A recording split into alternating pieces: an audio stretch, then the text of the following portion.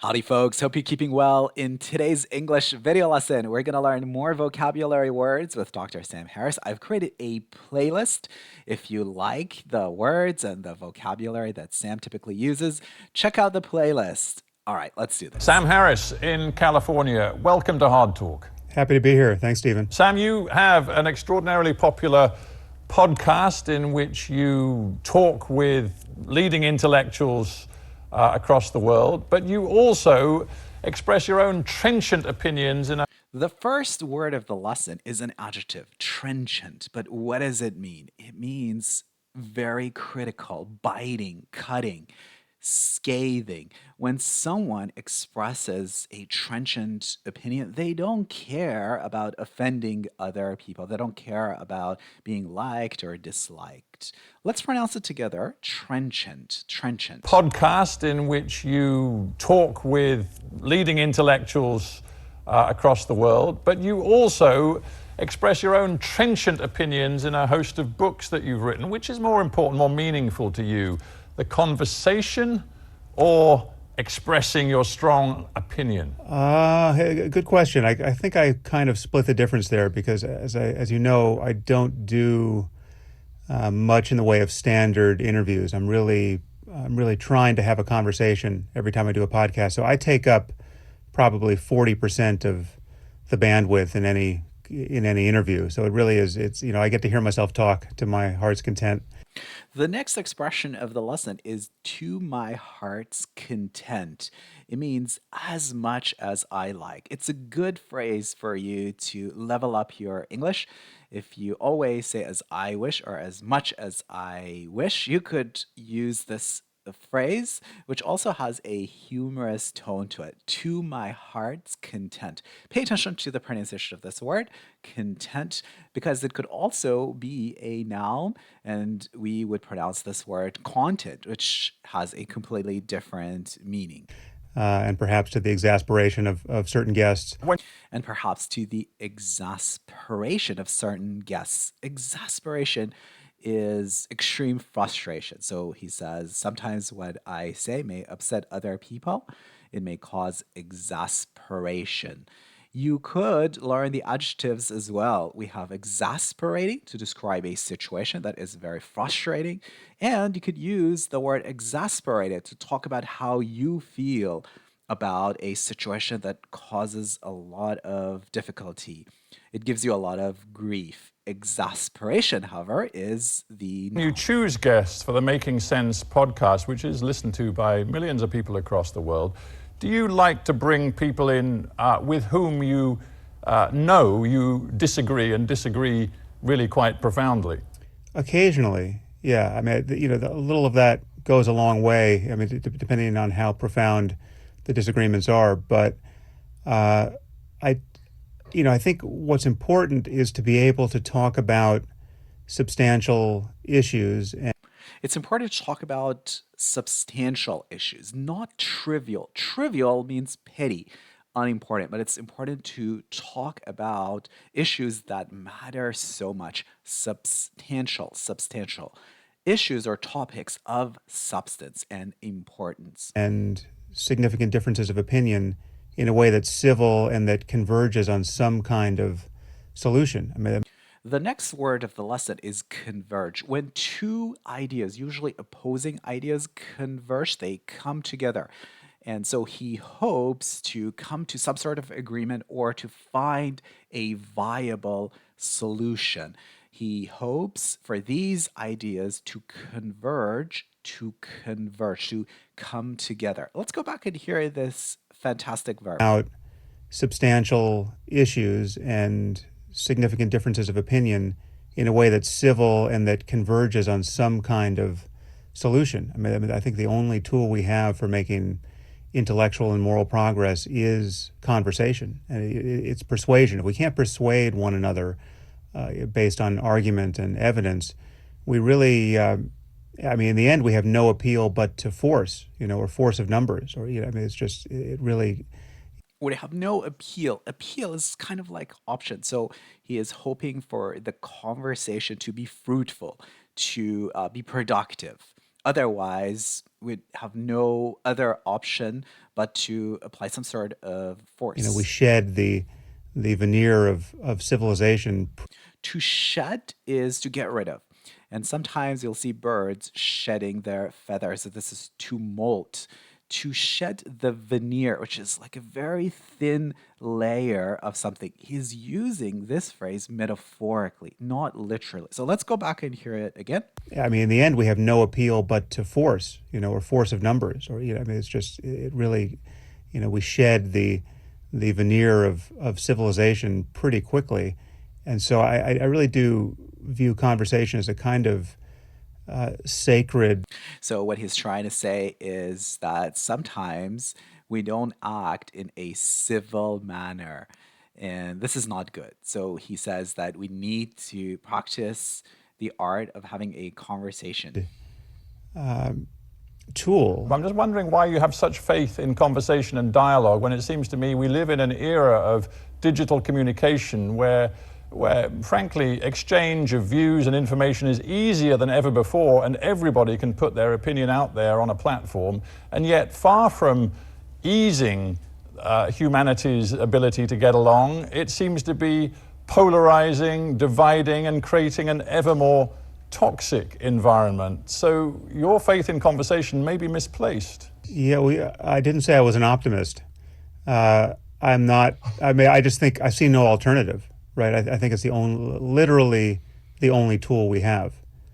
I mean, there is simply no other way to influence the thoughts and opinions and behaviors and intentions of other human beings.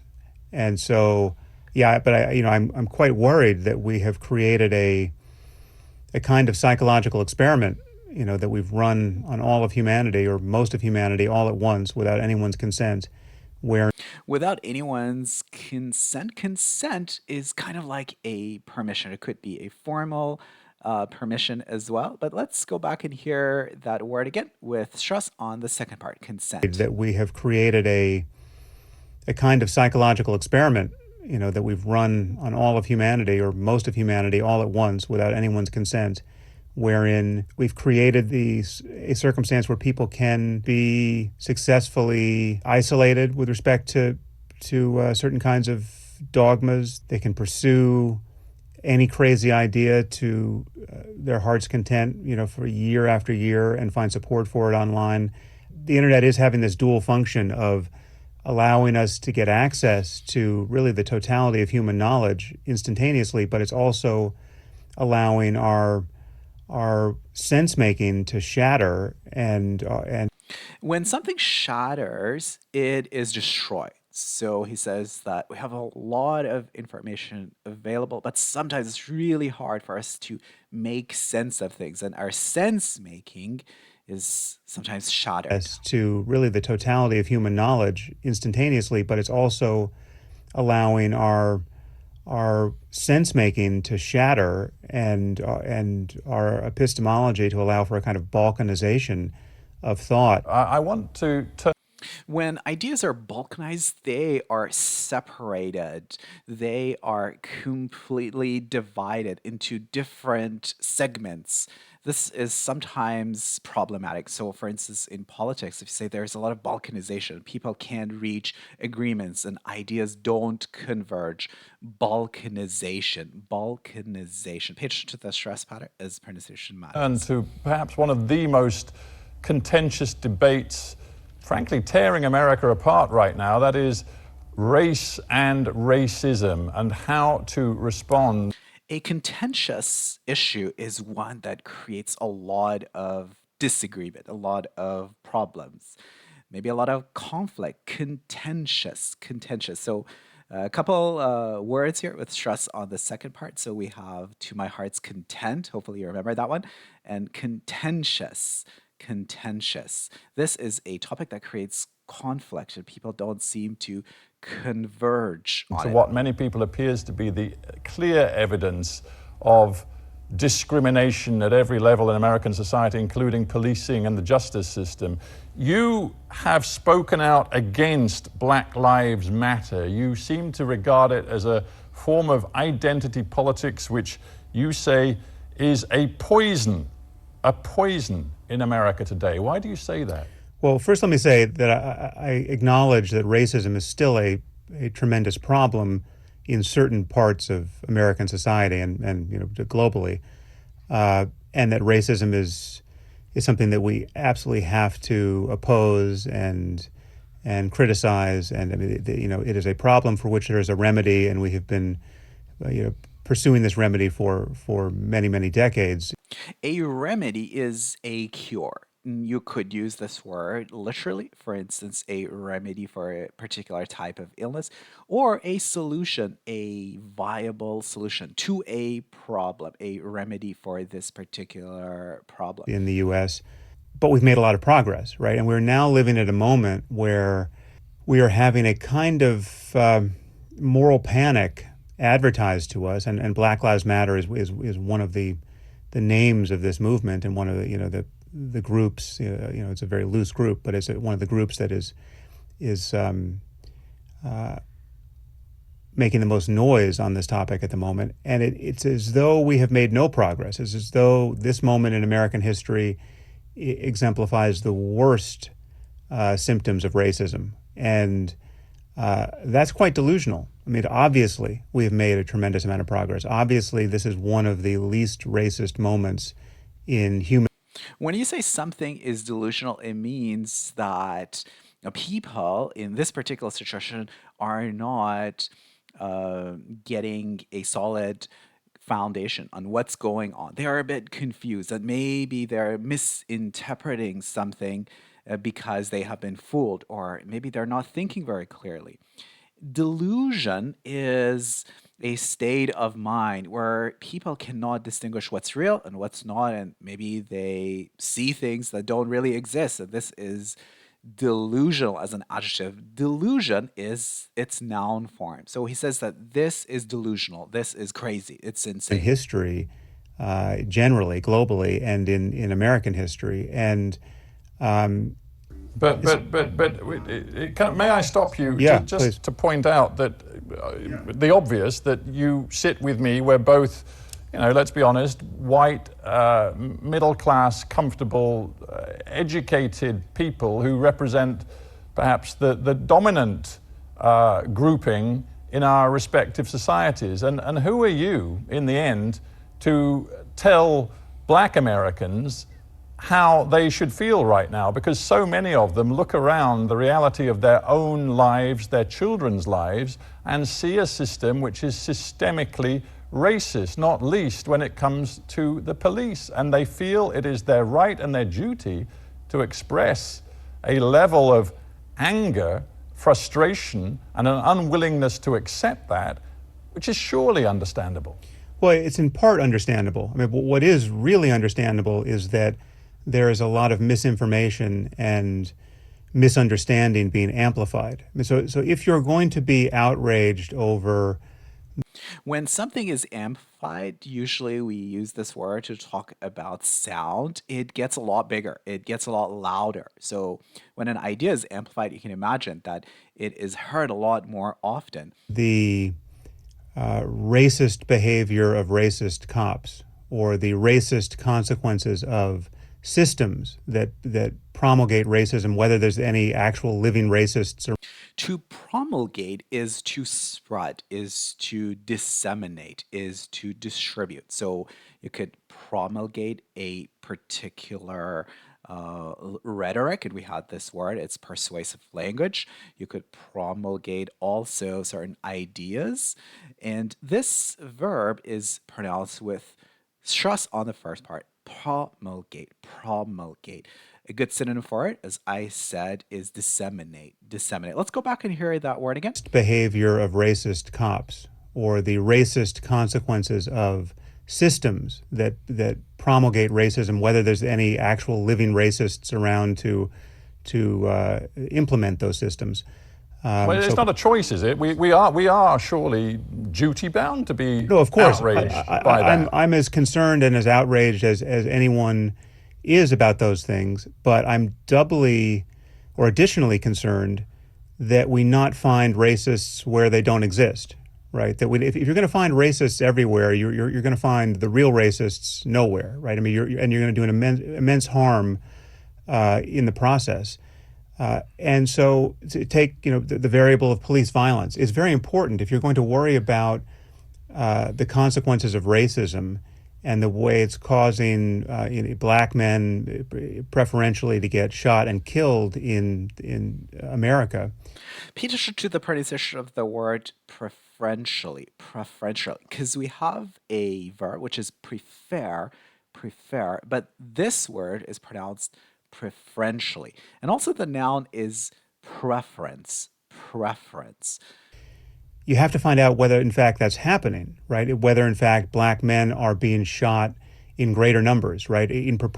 So his point of view is that basically they're blowing this situation out of proportion. They are exaggerating something which may not be as important in this particular instance. That racism exists, but in this particular situation, they are amplifying certain voices or certain ideas that may not be in line with what's actually going on. Proportion to the numbers of encounters they have with police officers, and if they're having more encounters with police officers per capita, there's any explanation for that other than racism, right?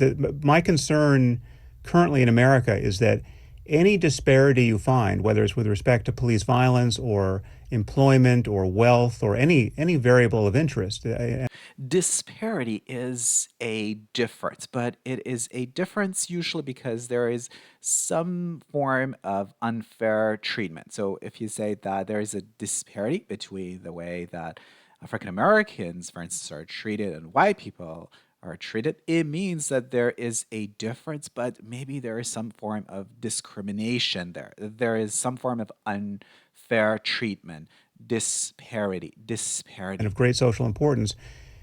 Currently on the left, anywhere you go left of center politically, the only explanation that is acceptable, and this really does have the quality of a kind of blasphemy test in a religion, the only explanation that Blasphemy is a statement or is an idea that offends people who are religious. If someone says that God is, for instance, an entity that inflicts a lot of pain on human beings, that is considered to be blasphemous. And this is the adjective. Blasphemy is its noun form, something which is deeply offensive, usually to religious is people. acceptable at this moment is white racism or systemic racism. Now, on the point of police violence, it just so happens that the only data we have suggest that while African Americans have more encounters with the police, and I think there are obvious reasons for that, and they're actually in fact roughed up by the police more than white Americans are. All right, so the word rough can be a verb as well as an adjective. So, for instance, you could say that that person was roughed up. They were poorly treated, usually beaten up. But rough also, as you probably know, means coarse and not soft. So it's important to use these words correctly. Rough up, that would be a phrasal verb. They're not killed more. In fact, they're killed less than white Americans are per encounter, which is to say that if you come under the attention of the police in America and they draw their guns on you, your chances of being shot appear to be slightly higher if you're white at the moment. But now that hang on. breaks everyone's expectations. This is fascinating because it gets to the heart of your intellectual approach to lots of things. You know, you are, I think, a self-proclaimed rationalist. You say When we use the word self proclaimed, we mean that this person has given themselves that title.